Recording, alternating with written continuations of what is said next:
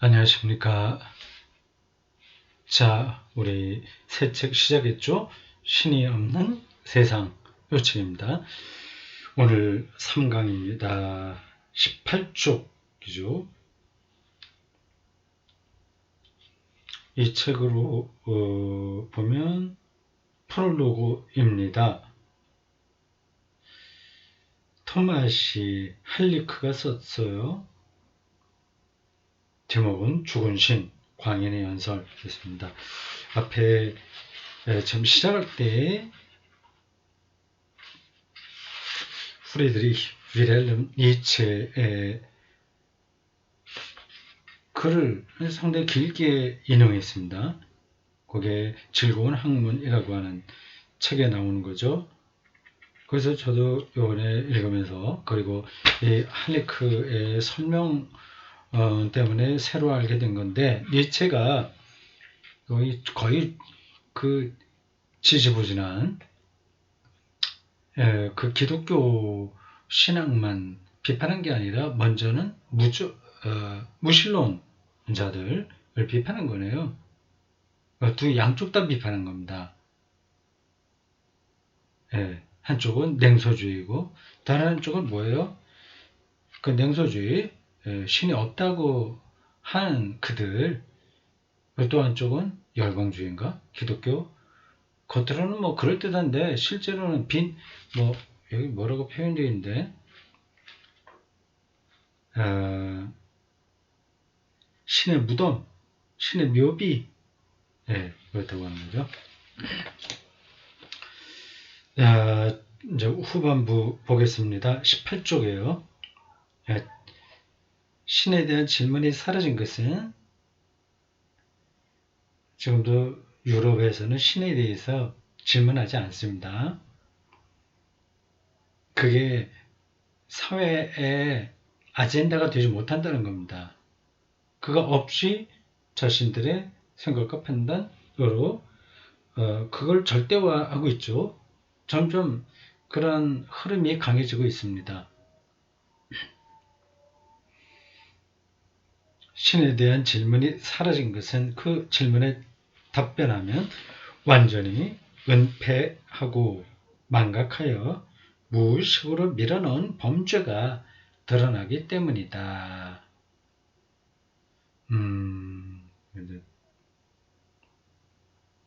그것은 집단적 범죄로 자기들은 똑바로 하고 장사도 잘하고 과학도 발전시키고 해서 지금 잘 먹고 잘 살게 됐다. 거기에 만족하는 거 아니겠어요? 거기에는 이 가난한 자에 대한 멸시가 들어있는 거죠. 하나님에 대해서 질문하면 그게 이제 탄로나는 거죠. 지금 신종 코로나 바이러스 때문에 야단이지 않습니까? 근데 중국을 또 혐오하는 것도 있잖아요. 그런 게 다 뭐 지저분하다 뭐하다 이런 식으로요. 이런 게 이제 무의식에 밀어넣은 범죄죠. 그것은 집단적 범죄로 바보와 청중이 그 범죄의 범인이자 공범이다. 이 범죄에 대해서는 범인이 책임을 져야 한다. 이 행위의 위대성이 우리가 감당하기에는 너무 컸던 것이 아닐까.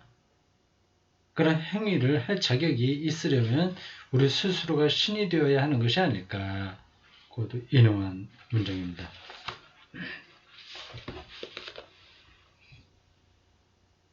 제가 물을 한 잔 따라 놓겠습니다.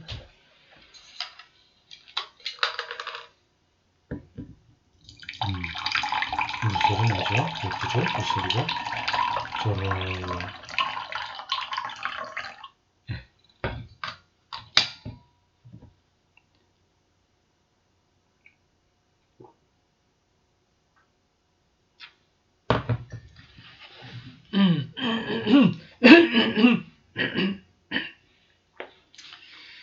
자, 19쪽으로 넘어갑니다.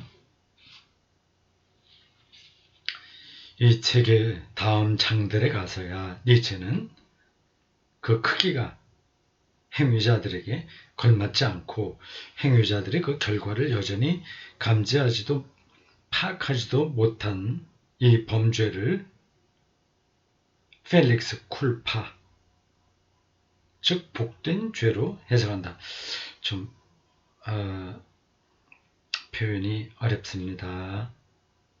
좀 더 이렇게 읽어보겠어요. 펠릭스 쿨파, 복된 죄. 왜 그걸 복된 죄라고 하냐? 그걸 설명해야 되는데 일단 이 사람 글을 읽어보겠습니다. 이름을 제가 자꾸만 불러봐야 되겠어요. 토마시 할리크.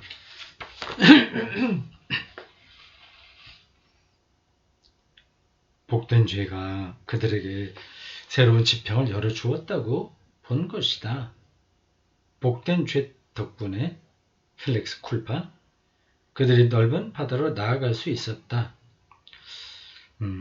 신이 죽어 생긴 텅 빈 공간은 용기와 창조적 힘을 촉구한다. 신이 없어요. 편한 거지. 한계가 없이 무조건 자기의 능력을 발휘할 공간이 생기니까 자유이기도 하고요. 그게 인간의 행복한지 아닌지는 또 둘째 문제입니다. 이 공간이 텅 빈 채로 계속될 수는 없다. 낡은 신과 함께 지금까지의 인간 존재도 죽는다. 낡은 신이 제거되면 그것에 근거해서 살았던 인간도 제거되는 거죠. 게다가 인간은 극복되어야 할 그 무엇이라고 니체는 확신했다.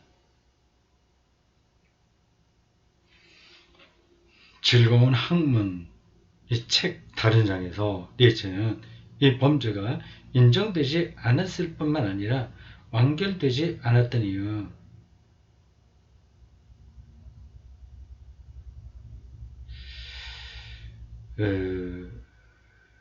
이렇게 이 범죄라고 하는 건 신을 죽인 거죠.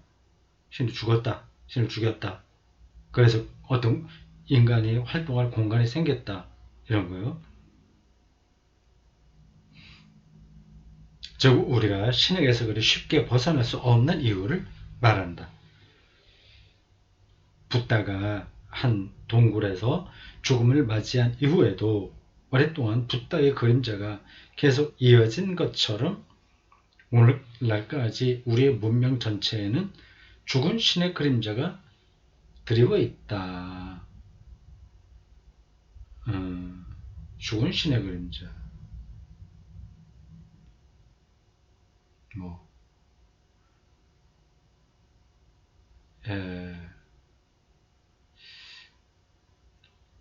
인간의 자기 투사로서 이해된 하나님, 오디푸스 컴플렉스에 나타난 그 신, 기복주의적인 신, 하늘에 있을 거라고 생각했던 그런 신, 그런 것들은 다 이제 제거되는데 그 죽은 신이라고 한 거거든요. 근데 문명에는 여전히 있다.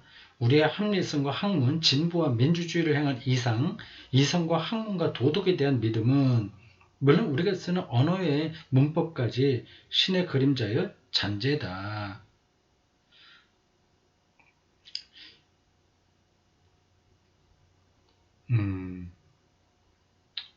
궁극적인 것에 대한 생각에서 이러한 우리 문화가 나왔다는 뜻이죠. 우리의 가치와 이상은 형이상학적인 신이 보증인이 되는 저 확고한 기본 진리의 토대 위에 있다. 그러나 이 확신들, 진리와 선에 대한 이 확고한 질서, 무엇이 선하고 무엇이 악한지, 무엇이 진리고 무엇이 착각인지, 오류나 거짓은 무엇인지 등에 대한 확신, 이 모든 것은 신의 죽음과 함께 크게 흔들렸다. 이게 포스트 모더니즘의 현상을 가리킬까요? 뭐 그것도 나타나는 증상이죠. 모든 것이 해체되는 거죠. 이 모든 것은 더 이상 통하지 않는 전제에 근거했다. 이 모든 것은 신의 죽음과 함께 기반을 잃었다. 옳고 그름의 기준이 다 없어진 거죠. 따라서 이 모든 것을 과거의 나라로 보내고 새로운 가치들과 새로운 신들을 만들어내는 것은 불가피했다. 신이 없으면 아무것도 성립되지 않으니 신이라고 해서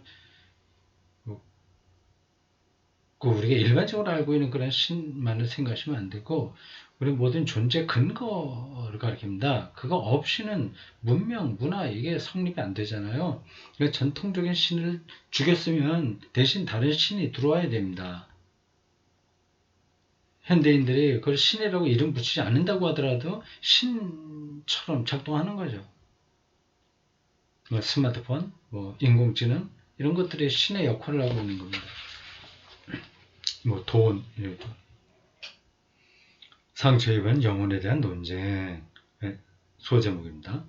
정말 니체는 성경에서 볼 수 있는 것처럼 신과 싸운 인간들에 속했을까 아니면 자기 자신 안에 있는 어떤 것과 싸운 걸까? 짜르투스트라는 이렇게 말했다. 알죠? 슈프라카 짜르투스트라에서 니체는 신의 죽음에 대해 또 다른 진단을 내린다.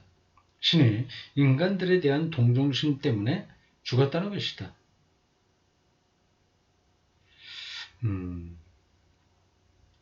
나는 이 이야기에서 니체가 특히 자신에 대해 진술하고 있다는 인상을 지울 수 없다. 냉소적이고 과장된 수사로 감추고 있지만 니체는 인간들에 대한 자신의 깊은 동정을 두려워하고 있다. 동정, 연민. 이것은 수줍음을 잘 타고 소심한 키에르케고르가 자신을 여성의 유혹자처럼 표현한 것과 아주 비슷하다. 날카로운 심리학자 니체가 독자들에게 인간 특성의 더없이 내밀한 구석을 안다고 선언하니 우리가 니체의 숨은 동기에 대해 살펴보는 것도 이상한 일은 아닐 것이다. 동정에 대해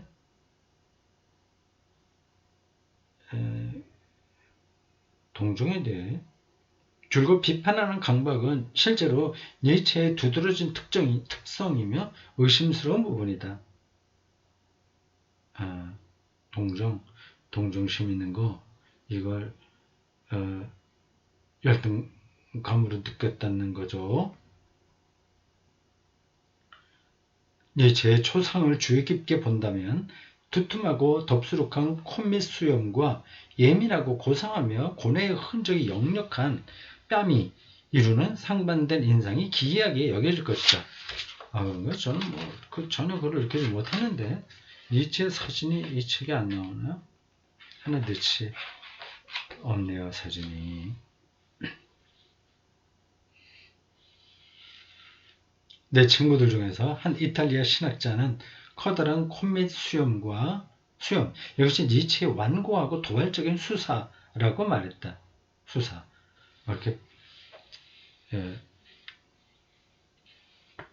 수사라고 했다. 수사한다. 문학 용어죠. 뭐를 수사한다. 수사학. 뭐를 꾸미고 표현하고 그런 걸 가리킵니다. 아주 도발적인 자기 표현이라고 말했다. 그 콧밑 수염은 민감하고 상처 입은 영혼을 가리는 방패라는 것이었다. 역대 가장 공격적인 14분 지났네요. 봅시다. 오늘 여기 프롤로그는 다 해야 되겠습니다. 역대 가장 공격적인 그리스도교적 저적이라고 할 수 있는 기독교를 반대한다는 뜻입니다. 반이 자칫하면 오해가 돼요. 어떤 때는 반동아리 할 때 반, 세미, 반쯤이라고 하는 겁니다. 그리고 반대할 때, 이렇게 발음이, 반대한다고 할 때 그 반은 안티예요. 안티크라이스트. 안티크리스트. 독일어 발음으로 해야죠. 데어 안티크라이스트를 보면 저주와 모욕과 비방이 빠른 북소리처럼 쏟아지는 가운데 이제껏 살았던 유일한 그리스도인 나사렛 예수를 향한 서정적인 사랑 노래가 갑자기 울려 퍼진다. 니체가 인정하는 유일한 그리스도교, 곧 예수의 그리스도교는 새로운 신앙, 새로운 신념이 아니라 새로운 삶, 즉 실천이다. 니체는 생명신학자니까 그렇게 당연히 받겠죠. 그렇다. 그것은 무한한 사랑의 실천으로 그 본질은 예수가 행하는 것, 그리고 더 나아가 예수가 행하지 않은 것에 있다. 인용한 구절입니다. 그는 자신에게 악을 행하는 자들과 함께 그들 안에서 강구하고 순환하며 살아간다. 자신을 방어하지 마라, 분노하지 마라, 책임을 묻지 마라, 또한 악인에게 대항하지 말고 사랑하라. 이 책에는 이런 대목도 나온다. 진정한 그리스도교, 근원적 그리스도교는 어느 시대나 가능하다. 이게 무슨 뜻이에요? 이 문장은. 이것만 갖고는 특별한 의미가 있다고 볼 수 없는데 10번 니체 안티크리스트라고 하는 책에 나온 거예요. 니체의 이 저작이 상반되는 대립들로 가득 차 있다는 사실이 내게는 오히려 강점으로 보인다. 니체는 우리의 시선이 저마다 하나의 해석임을 알고 있었다. 해석은 이례적이지만 또한 제한적일 수밖에 없는 관점의 영향을 받기 마련이다. 이 관점을 통해 우리는 세상과 사건을 보게 된다. 니체는 다음과 같이 말하곤 했다. 나는 모든 것에 관해 두 가지 견해를 가지고 있다. 설명이 좀 필요한데 저도 잘 모르겠습니다. 넘어갑시다. 마지막 교황이 짜라투스트라에게 말하는 바를 니체는 자신에게도 연관 지을까? 이런 책들을 다 읽고 나야 이 설명도 확 들어올 텐데 제가 그 책을 손에 들고 이렇게 좀 들춰보긴 했습니다만 읽어보지 못했어요. 짜라투스트라예요. 그대는 이처럼 신앙이 없으면서도 그대가 생각하는 것보다는 더욱 경건하구나. 그대의 마음속에 어떤 신이 그대를 무신론자로 개정시켰구나. 그대로 하여금 유해신을 믿지 못하게 하는 것, 그것이야말로 그대의 경건함이 아닌가?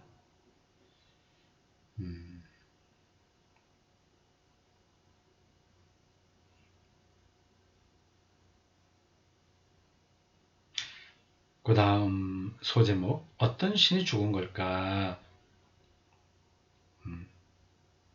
신죽음, 허무주의, 무신론, 이런 것들이 이 책의 전체를 방향짓는 단어들입니다. 어떤 신이 죽은 걸까? 신을 믿지 않는다고 주장하는 사람을 만날 때마다 나는 묻는다. 당신이 믿지 않는 신은 어떤 신인가요? 그렇죠. 그게 개념 규정돼야 뭐가 대화가 가능하죠. 무엇이 당신을 신을 믿지 않게 이끄나요? 신이라는 개념에서 당신이 부인하는 것과는 다른 무엇인가를 떠올릴 수 있나요? 한국 일반 사람들에게 기독교가 말하는 신은 굉장히 이기적이고 편애하고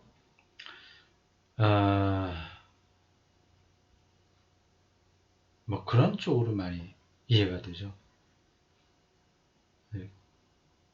즐거운 학문에 나오는 광희는 신은 죽었다, 신은 죽어버렸다라고 주장한다. 그런데 한 대목에서 니체는 신의 죽음이 어쩌면 최종적으로 결정된 게 아니라고 암시한다.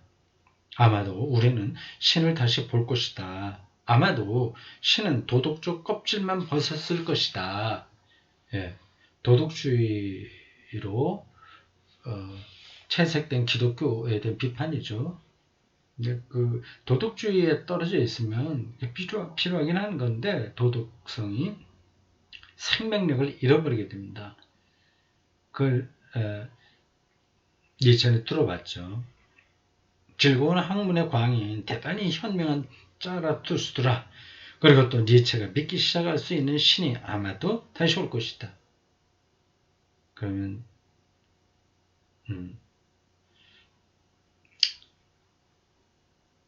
네, 됐습니다. 그것은 춤출 줄 아는 신이다. 12번 각주가 나왔네. 표현이 재밌네요. 니체 짜투스트란이 이렇게 말했다 해서 from lesen und schreiben 읽기와 쓰기에 대한 항목에서 그렇게 얘기했습니다.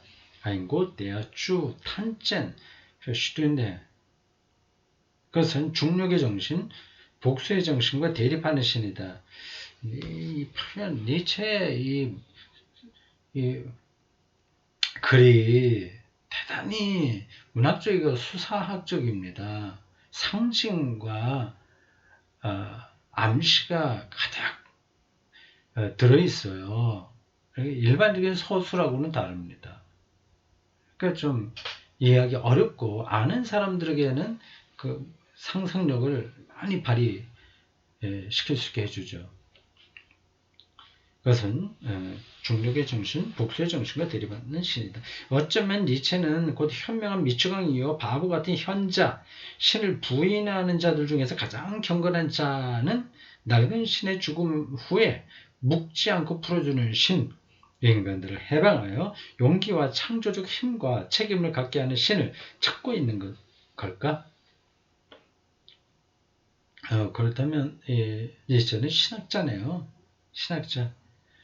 잘못된 신 개념을 확 뜯어고쳐서 새로운 신 개념을 자기 제시했다고는 볼 수 없으나 뭐 부분적으로 제시했다고 하더라도 그걸 기다리는 사람 이렇게 얘기할 수 있습니다. 나는 내가 쓴 한 책의 말미에서 신을 찾는 바보 같은 사람에 관한 니체의 이야기 곧 내가 수십 년 전부터 침착해온 이야기에 대해 묵상하다가 한 성화상을 문득 떠올렸다. 성화야 아이콘이죠. 거룩한 삼위일체가 춤추는 모습으로 그려진 성화상이었다. 세 사람이 손을 잡고 뱅글 돌아가면서 춤을 춘다. 신의 어떤 속성을 나타내는 그림이에요. 성화예요. 나는 신에 대한 이런 환상이 여사제들과 먹고 마시다가 술에 취한 디오니소스의 갈망보다 신을 부인하는 자들 중에서 가장 경건한 자의 갈망에 훨씬 더 가깝다는 생각이 들었다.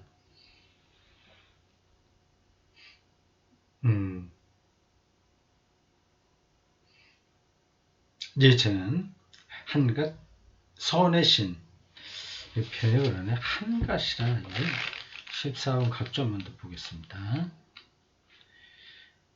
니체 안티크리스트에 나오는군요. 한갓이 어떤 뜻일까? 뭐 겨우 아니면 단순한 담백한 소박한 뭐 그런 뜻일까요? 한갓 선의 신 기껏해야 착하게 살아라 라고 하는 그런 신 표상 저 선량한 노예를 사절하고 현실 전체 즉 삶의 역설, 인간이 파악할 수 있는 낮의 세계뿐 아니라 세계의 어둡고 비극적인 측면에도 들어맞는 신을 갈망한다. 착하고 도덕적이고 이러한 신이 아니라 어둠까지도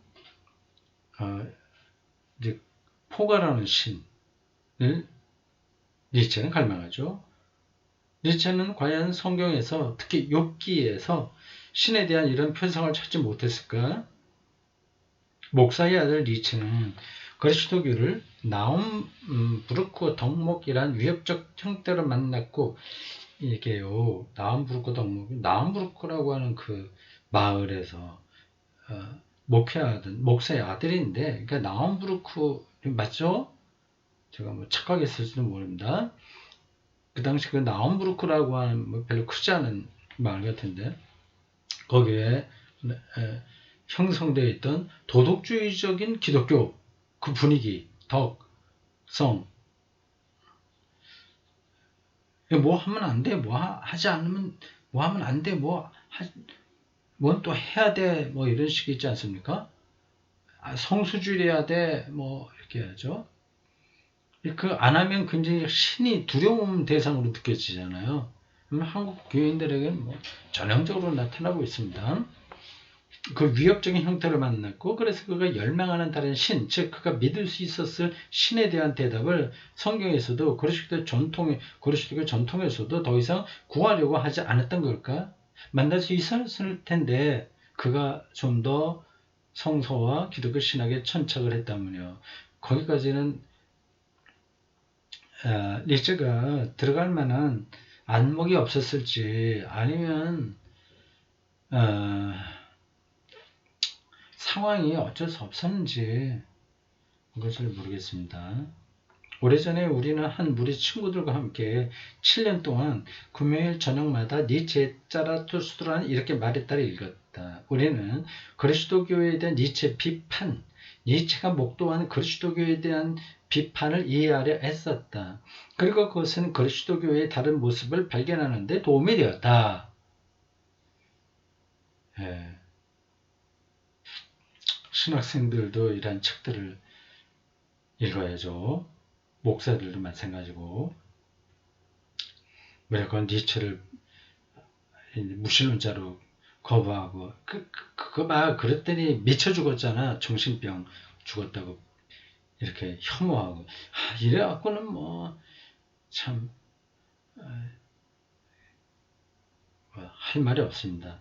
니체가 그리스도교 비판자라면 그런 비판은 그리스도인들에게 유용할 수 있다. 또 니체가 그리스도교의 적이라면 그리스도인들이 동요하도록 그리고 생각하도록 도발하는 그런 적에게 고마워해야 할 일이다. 이렇거나 저렇거나 다 니체가 기독교를 어떻게 생각하고 있건 간에 다 도움이 된다고 얘기합니다. 수십 년 동안 무신론적 정권을 지배하며 무신론적 이데올로기가 공적 교육 제도와 국가 주도 문화 생활의 본질적 요소였던 나라에서, 체코죠. 할크, 이 사람이 거의 평생을 보냈던 체코에서 우리는 무신론자 니체를 읽었다.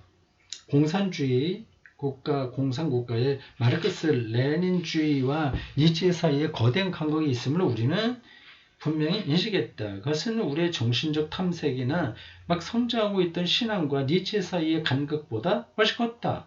종교라고 다 똑같은 종교가 아니며 무신론도 다 똑같은 무신론이 아니다. 소제목 나옵니다. 비판적인 무신론은 유용하다. 무신론이 우리 신앙을 건강하게 만듭니다. 무신론은 신을 거부한다는 의미의 신 존재 부정을 뜻하는 게 아니라, 그렇죠. 정확하게 얘기하는 신 존재 부정, Gottlosigkeit. 이 제목하고 있습니다. 비슷합니다. Gottloswerden이라고 했는데, 신 존재 부정을 뜻하는 게 아니라 특정한 형태의 유실론, 테이스무스, 즉 특정한 신 관념에 대한 거부를 뜻한다. 무신론은 공산주의 시절 친구들과 모여 그리스도교 신학을 접하고 공부할수록 더 분명해진 것은 우리가 신이라고 부르는 저 신비로 나아가는 길에서 인간들에게 도움이 되기보다는 방해만 되는 유실론이 많다는 사실이다. 그렇죠. 역설적으로 특정한 비판적 무신론은 신앙의 길에서 이런 방해물을 극복하는 데 도움이 된다. 그렇죠. 우리에게 중요한 발견은 신앙이 이데올로기가 아니라, 보십시오. 이데올로기가 아니라 하나의 길, 도상이에요. 도상, 길을 가는. 그것도 끝나지 않은 길이라는 인식이었다. 그렇습니다. 정형화된 신을 믿냐 안 믿냐가 아닌 겁니다. 길을 가는 거죠. 궁극적인 리얼리티를 향해서 길을 가는 거예요. 믿기 시작한다는 것은 확신의 기둥에 의지해도 된다는 게 아니라 믿을 수 없는데도 잠깐 믿는 거가 아니라 신비의 구름 속에 발을 들이고 도전에 응답한다는 것이다. 의미다. 깊이 잠겨들어라. 인용한 문장입니다. 어디에 나온 건가요?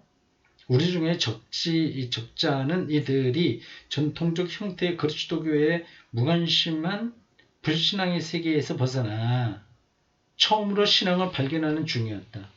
다른 이들은 유년기의 신앙에서 벗어나 이제 그 신앙을 보다 성숙한 다른 형태로 조금씩 새로이 발견했다. 어떤 이들은 자신의 삶에서 또는 가까운 곁에서 고난과 위기를 겪고 있었고, 그래서 그들은 자신의 신앙과 끊임없이 씨름할 수밖에 없었다. 살아있는 신앙으로 나아가는 길에는 어두운 밤들이 있음을 우리는 알게 되었다. 이걸 눈치채야 됩니다.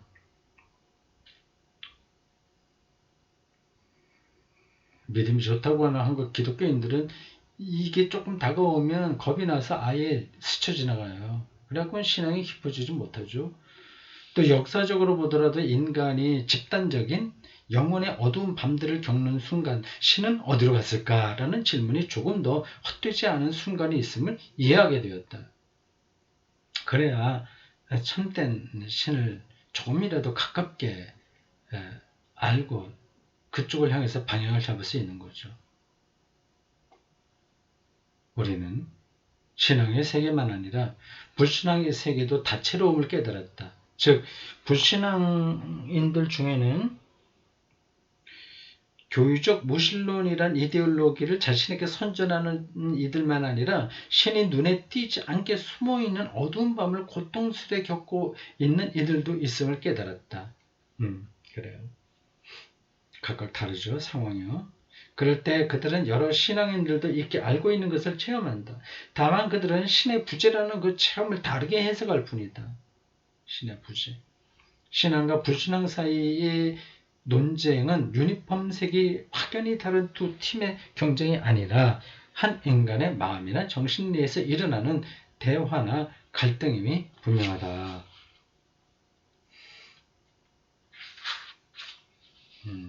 다음 소제목, 신앙과 불신앙의 투쟁. 막 개종한 사람의 신앙, 곧 나의 신앙이 사춘기를 겪고 있을 때 나는 무신론자와의 대화를 호교론 교본의 논거를 가지고 치르는 결투로 인식했다. 이건 막 자기 기독교를 방어해야 된다는 쪽에서만 서서 있으니까 진리를 향해서 마음이 열리지 않는 거죠. 이제는 그 당시 쟁취했던 수사적 승리를 부끄럽게 생각한다. 믿음이 없어서 그래 당신은 뭐 이런 식으로 하는 거죠. 기도를 부족하게 해서 그래 라든지. 시간이 지나면 나는 그런 대화에서 우리에게 공통적인 것을 찾기 시작했다. 서로 반대자하고 대화하면서 공통적인 것. 그리고 우리를 분리시킨 것 속에서 다른 관점에서 보면 풍요로운 시선이라 여길 만한 것도 다시 찾기 시작했다. 나는 종교적이지 않은 인간에게서 어떤 거룩한 것을 찾아냈고 체코의 무신론자들에게서 그러나 삶을 진지하게 생각하는 이들이죠. 그것이 그에게 그처럼 가치 있는 이유를 납득하려 했다.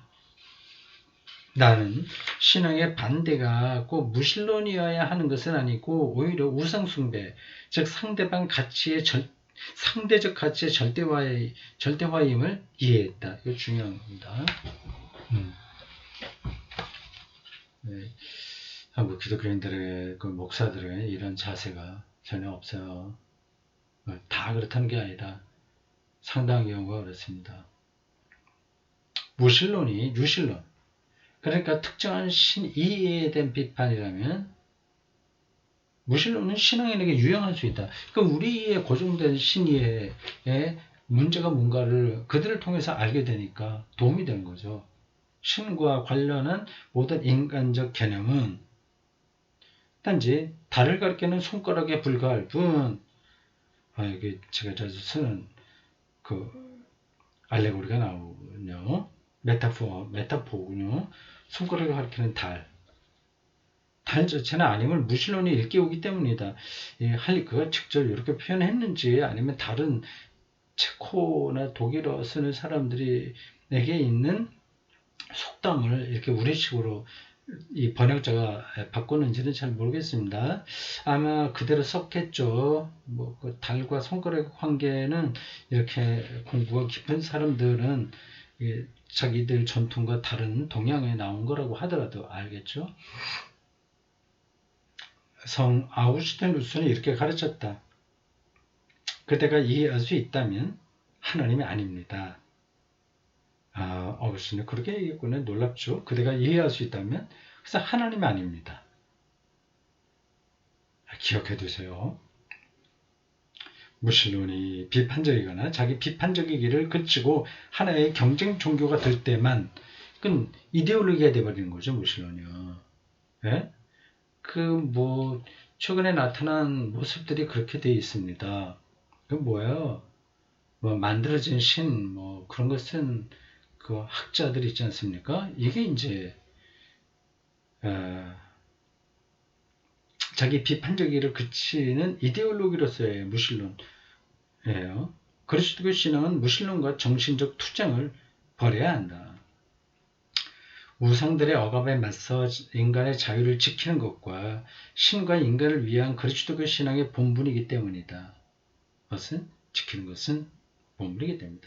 절대화한 상대적 가치를 상대화하고 상대적인 건데 절대화하니까 그걸 상대화시키고 부당하게 제 것으로 삼는 후광을 머리에서 내려놓는 일은 그리스도교 신앙의 과제다. 참 주옥 같은 말들이 여기 많이 있어요.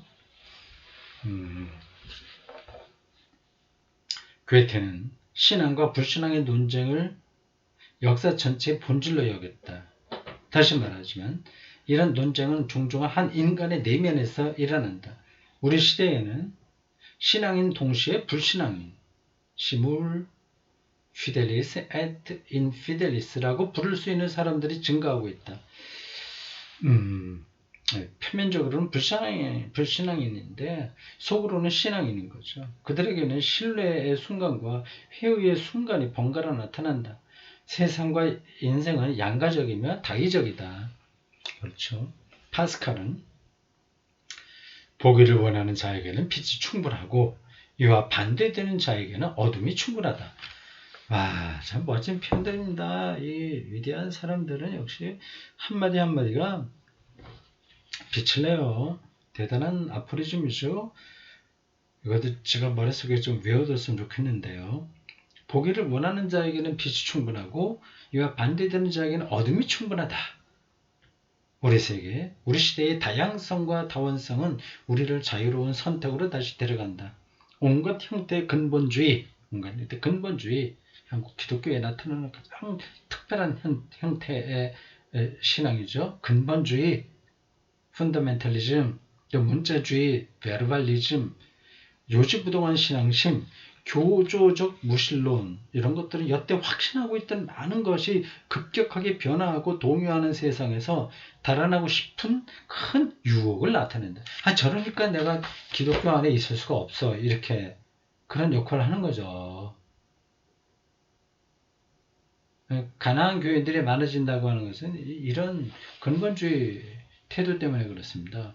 삶을 진지하게 생각한다면 왜 그들이 가난한 교인이 되겠습니까? 그런 걸 이제 교회에서 느낀단 말이죠. 그렇지만 그런 동요로부터 언제까지나 달아날 수는 없는 노릇이다. 공격적인 무신론자들과 마찬가지로 공격적인 신앙인들도 받아들여지지 않고 잘 다루어지지 않은 자신의 의심에 대해서는 흔히 큰 소리를 낸다. 그러나 여기에 또 다른 형태, 오늘날 특히 인기 있는 형태, 곧 신앙과 무신론 사이에서 과감히 선택하지 않고 회피하는 형태가 나타난다. 상당히 그런 게 많이 있습니다. 그것은 신앙에 대한 그리고 신앙에 수반되는 질문과 대답에 대한 무관심을 일컫는 종교적 무관심, 아파테이스무스, 종교적 무관심. 아예 기독교는 무조건 비판하지는 않으나 아예 관심이 없는 거죠. 그럼에도 신앙과 불신앙, 신뢰와 의심, 희망과 회의에 대한 솔직한 대화는 흥미롭고 중요한 일이기에 이 책을 바치는 바이다. 이게 프롤로그예요. 그 다음에 이제 본격적으로 이게 나옵니다. 기대가 되죠? 잘 읽었습니다. 수고했어요.